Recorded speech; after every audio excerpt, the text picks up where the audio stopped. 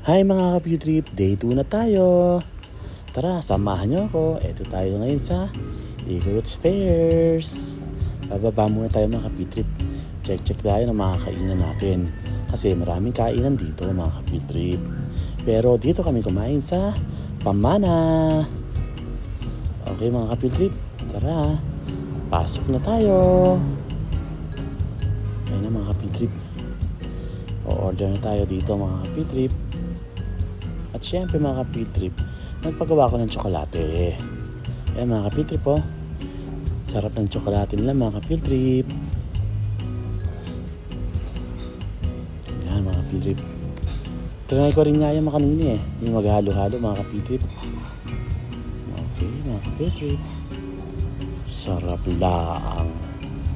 Ayan, may ice cream pa mga ka-field trip oh. Yum yum yum. Biyernes Santo ngayon mga ka-field trip. Pero tulad kahapon, kakaunti pa rin ang tao sa paligid. Na-expect ko nga ngayon mga ka-field trip na marami ng tao na marami mag-aakyatan ngayon. Pero wala pa rin mga ka-field trip. Siguro na-apektuhan talaga tayo ng pagtaas ng gasolina. Uy, ayan na mga ka-field trip.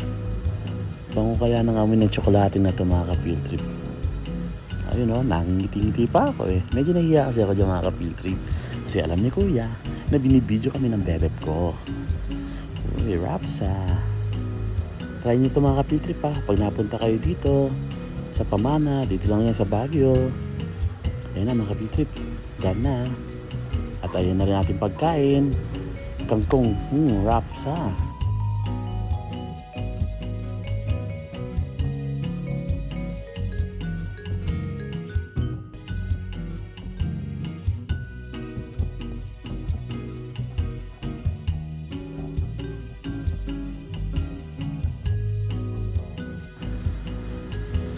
Kakain na tayo mga ka-field trip. Good vibes only.